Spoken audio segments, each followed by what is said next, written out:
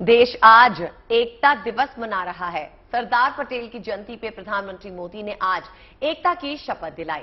केवड़िया में statue of unity पे एक खास कार्यक्रम में देश की अखंडता के लिए समर्पण का संकल्प लिया गया। मैं सत्यनिष्ठा से शपथ लेता हूं कि मैं राष्ट्र की एकता, अखंडता और सुरक्षा को बढ़ाए रखने के लिए स्वयं को समर्पित करूंगा। ये शपथ राष्ट्र के लिए समर्पण की है। अपने देशवासियों के बीच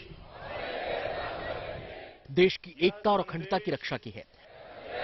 फैलाने का भी विश्व में विभिन्नता में एकता की मिसाल कायम करने की है।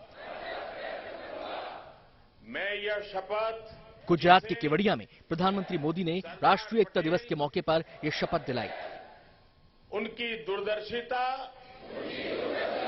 एवं कार्यों द्वारा इस परेड में बीएसएफ के साथ देश के कई राज्यों से आए पुलिस फोर्स के जवानों ने अपना दम दिखाया।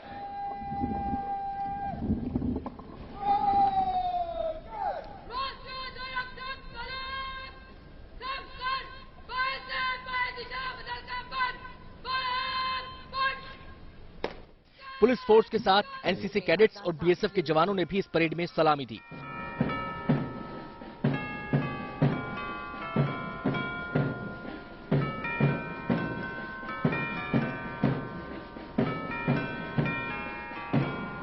अपनी खेल प्रतिभाओं से विश्व में देश का नाम रोशन करने वाले पुलिस के जवान भी इस परेड का हिस्सा बने। एक साथ गौरवशाली मुद्रा में आगे बढ़ते हुए एक विहंगम दृश्य। ध्वजवाहकों के दस्ते की कमान संभाली है बीएसएफ के युवा अधिकारी श्री गुरुप्रताप। इसके बाद सभी की निगाहें सीमा सुरक्षा बल के डॉग स्क्वाड पर टिक गई। शिकारी श्वान, इन शिकारी श्वानों के राष्ट्रीय श्वान प्रशिक्षण केंद्र में ट्रेनिंग ले चुके ये डॉग्स मुश्किल से मुश्किल हालात में सेना के जवानों की मदद के लिए तैयार हैं। खास बात यह है कि ये सभी डॉग्स भारतीय नस्ल के हैं। रामपुर हाउंड और मुधोल हाउंड नस्ल के ये डॉग्स अपनी फुर्ती, रफ्तार और सूंघने की अद्भुत क्षमता के लिए जाने जाते हैं। गद्दी बकरवाल और आज पल्लियम नस्ल के डॉग्स भी अब सेना के जवानों का साथ देने के लिए डॉग स्क्वाड में शामिल हो चुके हैं। एकता दिवस के कार्यक्रम में इन डॉग्स ने अपना हुनर दिखाकर अपनी काबिलियत का लोहा मनवा दिया। रामपुर हाउंड के डॉग किसी जगह छिपे आतंकी को बड़ी फुर्ती से ढूंढ निकालते हैं। चुपके से ये आतंकी पर हमला बोल देते हैं और फिर आतंकी को पकड़ना आसान हो जाता है। ऑपरेशन के दौरान सामान्य सीढ़ी से भी चढ़ना, अगर 20 फीट ऊंची जगह पर सीढ़ी से भी चढ़ना हो तो ये डॉग्स बड़ी आसानी से इस मुश्किल काम को पूरा कर सकते हैं। ये डॉग्स 14 फीट तक की छलांग लगा सकते हैं। 14 फुट लंबी छलांग लगाकर अपने जोश, फुर्ती और सामर्थ्य को प्रदर्शित किया। अगर किसी दुर्गम जगह पर रस्सी की मदद से भी जाना हो तो ये डॉग्स बड़ी आसानी से वहां पहुंच जाते हैं। रास्ते से भी लक्ष्य तक पहुंचना हो तो हम कामयाब रहेंगे। आंखों पर पट्टी भी बंदी हो तो ये डॉग्स रस्सी के पुल पर अपना संतुलन नहीं खोते। किसी टेंट को पार करके चंद सेकंड में दुश्मन पर हमला बोल सकते हैं। बोलने में सफल भारतीय नस्ल ऊबड़ खाबड़ रास्ते और ऊंची नीची पहाड़ियों पर ये बड़ी आसानी से चल सकते हैं। आगे बढ़ने में सक्षम ये भारतीय नस्ल के श्वान प्रशंसनीय तरीके से, और ये इसने अपना इन डॉग्स को उग्र भीड़ को काबू में करने के लिए ट्रेनिंग भी दी गई है। अगर प्रदर्शनकारी बड़ी संख्या में भी हों तो ये डॉग्स भीड़ को काबू करना बखूबी जानते हैं। इसी का ये प्रदर्शन। एकता दिवस के मौके पर इन बेजुबानों ने साबित कर दिया कि वो बेहद मुश्किल हालात में भी हर कदम पर जवानों की मदद के लिए तैयार हैं। प्रदर्शन को bureau report, good News today. बहुत ही साहस और रोमांच भरा प्रदर्शन। जय हिंद कहा इन श्वान दस्तों ने।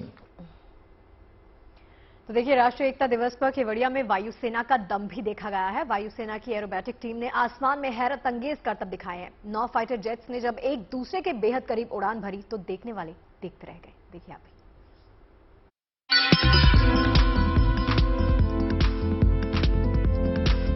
एकता दिवस पर देश की वायु शक्ति का प्रमाण। स्टैच्यू ऑफ यूनिटी के ऊपर आसमान में हैरत अंगेज करतब करते विमान। गुजरात के केवड़िया में उस वक्त सभी की निगाहें आसमान पर टिक गईं जब एयरफोर्स के इन लड़ाकों ने दहाड़ना शुरू किया।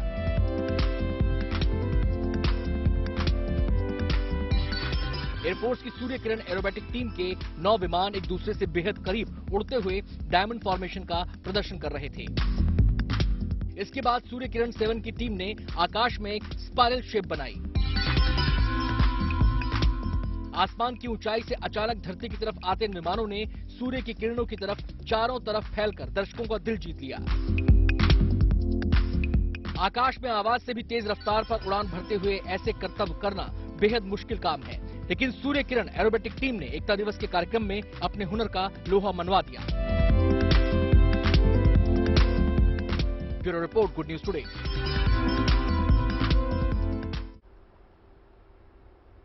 गुजरात के मोरबी में मछुआ नदी पे बने केबल ब्रिज के अचानक टूट जाने से कई लोग नदी में गिर गए। हादसे के तुरंत बाद बड़ा रेस्क्यू ऑपरेशन शुरू किया गया, जो अपने आखिरी चरण में है।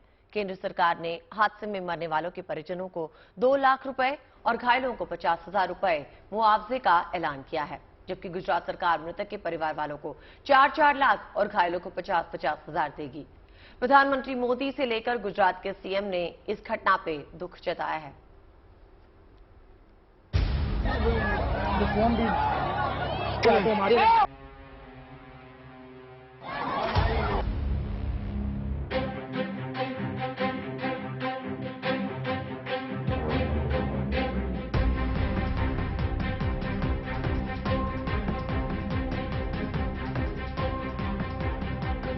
गुजरात के मोरबी में मच्छू नदी पर बना केबल पुल रविवार शाम टूट गया। केबल ब्रिज के अचानक टूट जाने से कई लोग नदी में गिर गए। हादसे के वक्त पुल पर बड़ी तादाद में लोग मौजूद थे। रात के करीब 2 बज चुके हैं और जो रेस्क्यू और बचाव का काम है वो इस वक्त यहाँ पे चल रहा है। यहाँ पे आप देख सकते हैं जो मच्छू नदी के ऊपर जो बना हुआ ब्रिज है, वो ब्रिज यहाँ पे ढहने के बाद जो पूरी रात जो रेस्क्यू ऑपरेशन है वो अभी तक जारी है यहाँ पे।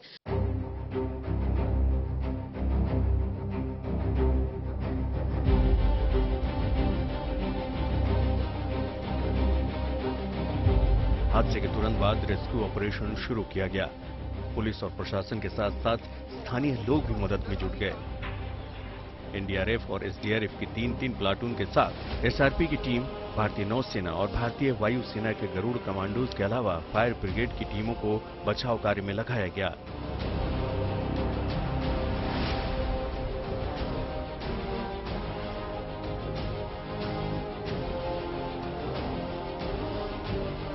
यहाँ पर जो संख्या बल है, जो ह्यूमन रिसोर्स है, उसको बढ़ा दिया गया है। अब रात तक हम देख रहे थे एसडीआरएफ और फायर विभाग थी। 2 बजे रात के बाद जो है यहाँ पर नेवी की टीम पहुंच गई, जामनगर से, पोरबंदर से, उसके बाद वडोदरा से एनडीआरएफ की टीमें पहुंच गई हैं। भारतीय सेना भी अपनी जो कन्वेंशनल बोट है वो लेकर के यहाँ ऑपरेशन चला रही है।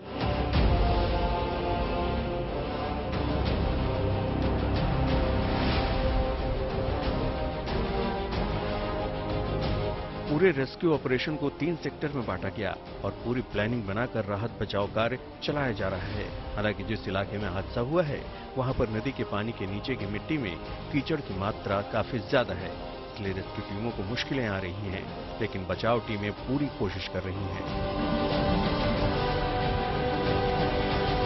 Only challenge is this water. This is muddy water and sure water. इसकी वजह से क्या होता है कि हमारा डाइवर्स जो है, जब पानी के अंदर चले जाता है सर्च करने के लिए, उस समय थोड़ा विजिबिलिटी का प्रॉब्लम आ जाता है। घायलों के इलाज के लिए राजकोट सिविल अस्पताल में आइसोलेशन वार्ड भी बनाया गया है।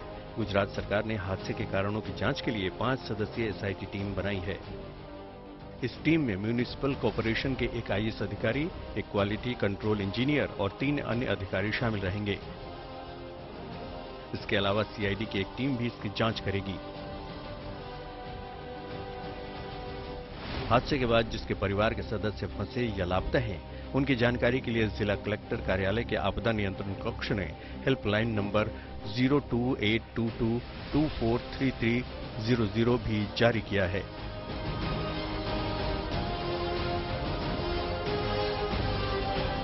हादसा हुआ और वो पुल टूट पड़ा, तो जो सैलानी थे वो कुछ लोग घायल हुए, कुछ लोग पानी में गिर पड़े और तुरंत ही हमने बचाव कार्य की शुरुआत की है और हॉस्पिटल में भी घायल लोगों को पहुंचाया।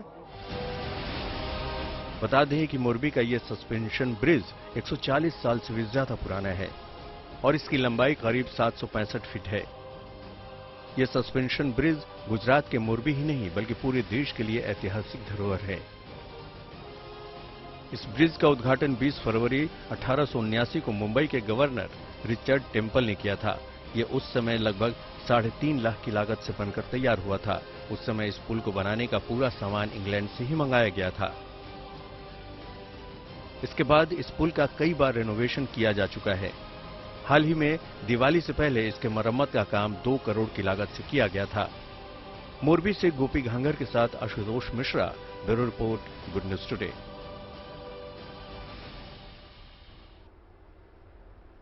और फिलहाल अपडेट इस मामले में ये है कि रेस्क्यू अभियान अभी भी बड़े स्तर पर लगातार जारी है। देखिए, छठे दीपोत्सव में नया रिकॉर्ड बनने के बाद अब अयोध्या में सरयू नदी किनारे राम की पैड़ी के कायाकल्प की तैयारी की जा रही है। दीपोत्सव में श्रद्धालुओं और सैलानियों की भारी तादाद को देखते हुए यहां नए सिरे से एम्फी थिएटर और स्टेडियम की तरह बैठने की व्यवस्था की जाएगी। साथ ही साथ और भी कई तरह के कदम यहां उठाए जाएंगे ताकि आने वाले वर्षों में यहां होने वाले कार्यक्रमों के लिए सुविधा लोगों के लिए बढ़ाई जा सके। आपको दिखाते हैं क्या है नई योजना का ये ब्लूप्रिंट, देखिए।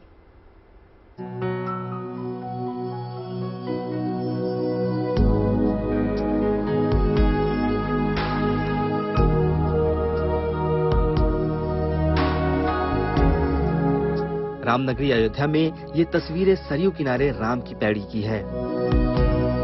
ये वही राम की पैड़ी है जहां 23 अक्टूबर 2022 को छठे दीपोत्सव के मौके पर 15,37,000 दीपक एक साथ जलाकर नया कीर्तिमान बनाया गया।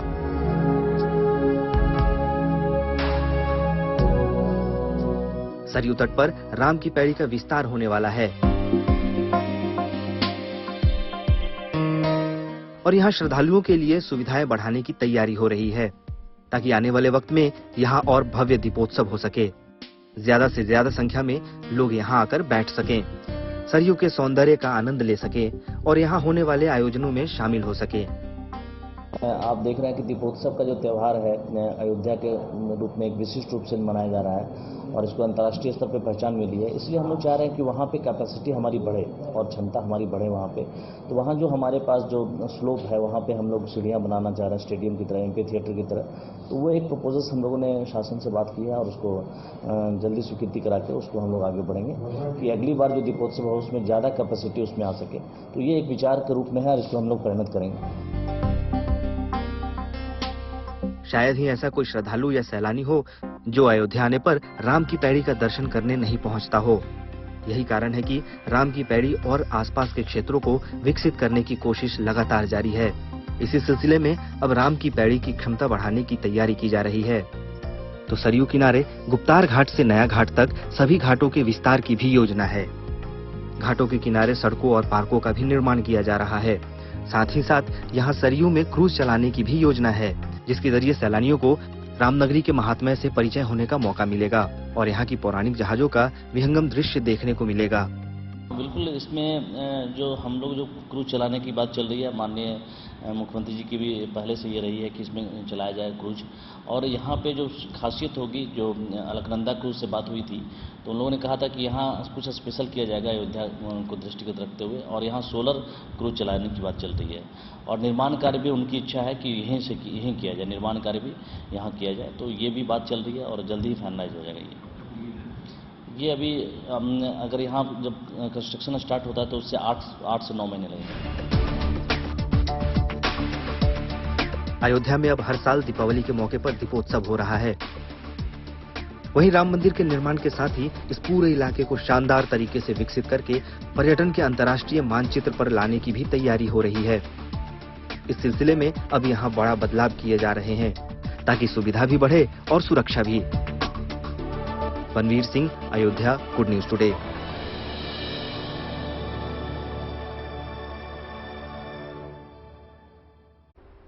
आए दिन आप देखते होंगे कि भगवान की मूर्तियां सड़क या फिर पेड़ के किनारे इधर उधर पड़ी मिलती हैं, लेकिन कोई इस बात पे ध्यान नहीं देता। लेकिन यूपी की राजधानी लखनऊ में एक शख्स नगर निगम के साथ मिलकर इन मूर्तियों को इकट्ठा कर उनके विसर्जन का काम पिछले 12 सालों से कर रहा है। देखिए इस रिपोर्ट में।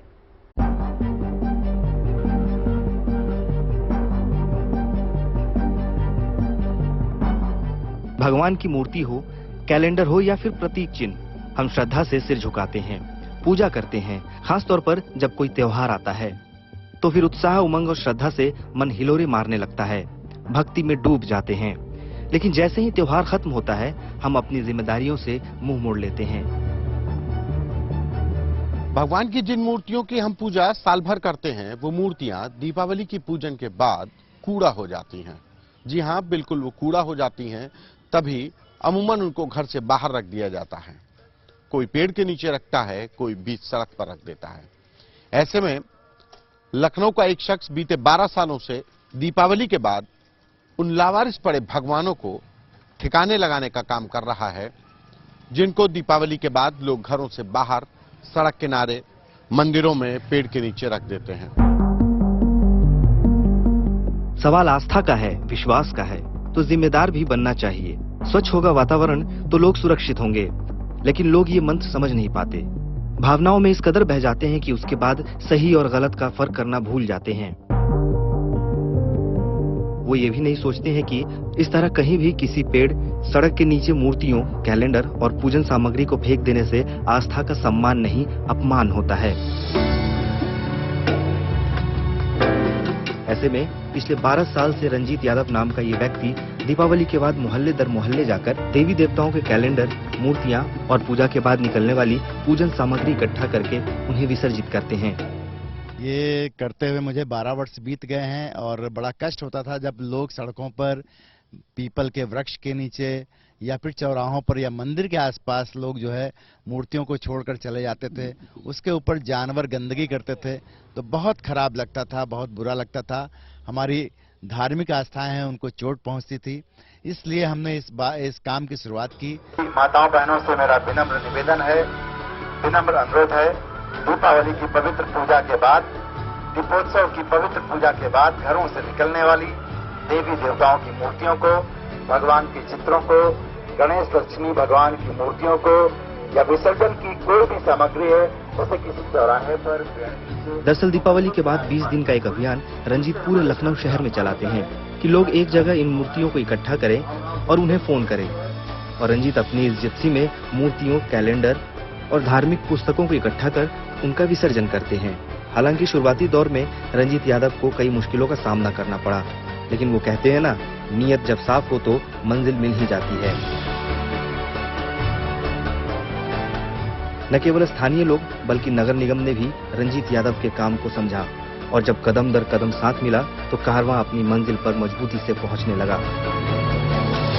ये बहुत अच्छा है, बहुत, यही होना ही चाहिए। पहले हम आए तो हम नदी में डालने जा रहे थे, वहां पे एक भाई ने हमें गाइड किया कि नहीं दोस्त, आप वहां पे चले जाइए और वहां पे डालिए जाके।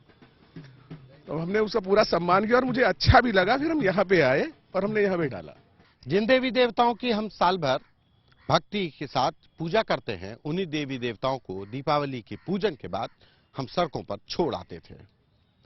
और यही वजह थी कि मूर्तियों को लावारिस देखकर रंजीत के मन में उस भगवान को ठिकाना देने की एक ललक जगी और नतीजा आज लखनऊ नगर निगम रंजीत के इस अभियान में सहभागी बन गया है।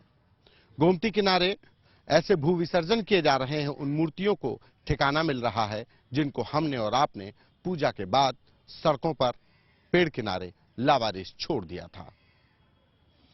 कैमरा पर्सन संदीप के साथ Santosh Kumar, good News today. और चलिए अब खबर आपके काम की। देखिए, गूगल वर्तमान अपने यूजर्स को 15 जीबी तक का फ्री स्टोरेज सुविधा देता है, ये तो आप जानते होंगे, जो जल्द ही 1 टीबी तक बढ़ाने जा रहा है। दरअसल गूगल ने हाल ही में एक ब्लॉग पोस्ट में बताया कि कंपनी जल्द ही अपने यूजर्स को 15 जीबी की जगह 1 टीबी तक का स्टोरेज देगी।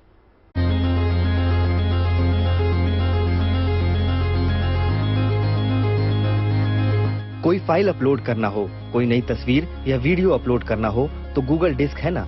लेकिन अगर अपलोड करते वक्त आपको बार बार परेशानियों का सामना करना पड़े या सरल शब्दों में ये कहें कि बार बार आपको स्क्रीन पर ये नोटिफिकेशन आए कि आपका स्टोरेज फुल हो गया है, आप अपने स्टोरेज को खाली करें, तभी काम आगे बढ़े, तो झल्लाना लाजमी है। लेकिन अब जल्द ही आपको इन सारी परेशानियों से निजात मिलने वाली है। अब आपको बार बार गूगल डिस्क में कुछ भी अपलोड करने पर स्टोरेज की समस्या का सामना नहीं करना पड़ेगा। इसके साथ ही आपका स्टोरेज भी बढ़ जाएगा, क्योंकि अब गूगल यूजर्स के लिए गुड न्यूज, गूगल ला रहा है नया फीचर। अब मिलेगी 1 टीबी स्टोरेज। ये सुनकर आपके चेहरे भी खिल गए होंगे। दरअसल गूगल वर्तमान में अपने यूजर्स को 15 GB तक की फ्री स्टोरेज सुविधा देता है, जो जल्द ही 1 TB तक बढ़ने जा रहा है। गूगल इसके लिए जल्द ही वर्क स्पेस के लिए नया फीचर को जारी करेगी, जो वर्क स्पेस इंडिविजुअल पर काम करेंगे। ये यूजर्स को बेहतर इंटरनेट एक्सपीरियंस देंगे, बल्कि इससे यूजर्स को कस्टमाइज ईमेल अपडेट करने का मौका मिलेगा। गूगल के नए फीचर्स के तहत यूजर्स को स्टोरेज कैपेसिटी भी बढ़ाने का मौका मिलेगा। इससे यूजर्स को अपने स्टोरेज को इंटरनेट पर स्टोर करने में ज्यादा सहूलियत मिलेगी। इसके बारे में गूगल ने अपने ब्लॉग स्पॉट में जानकारी शेयर की है। गूगल ने अपने ब्लॉग स्पॉट में कहा है कि जल्द ही Google Workspace individuals account के अंदर 1 TB की अलाउड स्टोरेज मिलेगी। इसके लिए ज्यादा कुछ करने की जरूरत नहीं होगी, बल्कि ऑटोमेटिक स्टोरेज अपग्रेड हो जाएगी।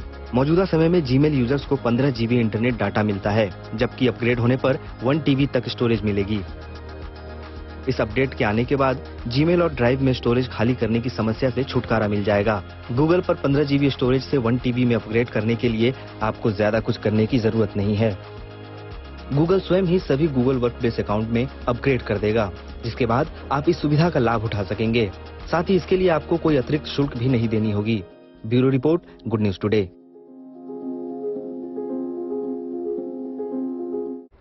IIT BHU ने ऑन बोर्ड चार्जर की तकनीक को विकसित किया है। इसके बाद इलेक्ट्रिक वाहनों की कीमतें भी आधी हो जाएंगी। बताया जा रहा है कि निर्माण के बाद इसके मॉडर्नाइजेशन और बिजनेस के प्रोग्रेस पे अब काम चल रहा है।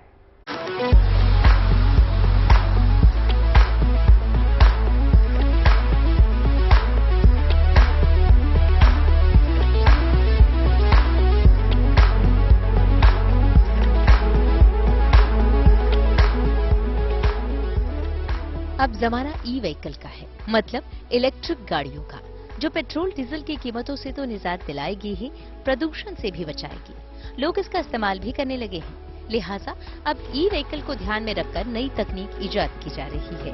और ऐसी ही एक नई तकनीक विकसित की है IIT BHU ने। IIT BHU ने बनाया है ऑन बोर्ड चार्जर। इसके जरिए सोलर के अलावा ग्रिड से भी ई वाहन चार्ज हो सकेगा। इस चार्जिंग तकनीक को विकसित किया है IIT BHU के इलेक्ट्रिक इंजीनियरिंग विभाग के मुख्य परियोजना अन्वेषक और विभाग के वैज्ञानिक डॉक्टर राजीव कुमार सिंह ने। उनके मुताबिक इस नई तरह की चार्जिंग तकनीक में चार्जिंग के लिए इनपुट सोलर पैनल और ग्रिड दोनों से लिया गया है। हालांकि ये ज्यादा पावर सोलर पैनल से लेगा और जरूरत पड़ने पर ग्रिड के पावर का इस्तेमाल होगा। इलेक्ट्रिकल व्हीकल को चार्ज करने के लिए हमने इनपुट सोलर पैनल से और ग्रिड से दोनों से लिया है, और एक ऐसा नई technology power electronics base develop किया है जिसमें कि जो मैक्सिमम पावर होगा वो सोलर पैनल से हम लेंगे इनपुट साइड में, और अगर हमें जरूरत पड़ेगी तभी हम ग्रिड पावर को यूज करेंगे।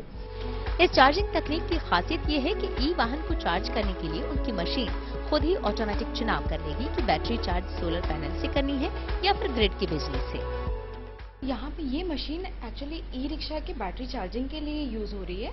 यहाँ पे चाहे तो ग्रिड से जो पावर अवेलेबल है उससे चार्जिंग हो सकती है, या फिर जो पीवी पैनल है सोलर एनर्जी उसके थ्रू चार्जिंग कर सकते हैं। दोनों ही ये मशीन ऑप्टिमली अपने आप सेलेक्ट कर लेगी जो भी पावर अवेलेबल होगा उसके हिसाब से कैसे चार्जिंग करनी है। इस चार्जिंग तकनीक को पूरी तरह से अमल में लाने में 2 साल लगे। इस रिसर्च और प्रोजेक्ट को पूरा करने में लगी टीम को अब उस दिन का इंतजार है जब ये तकनीक लोगों के बीच पहुंचेगी और लोग इसका फायदा उठा सकेंगे। Roshan Jaiswal, Varanasi, Good News today.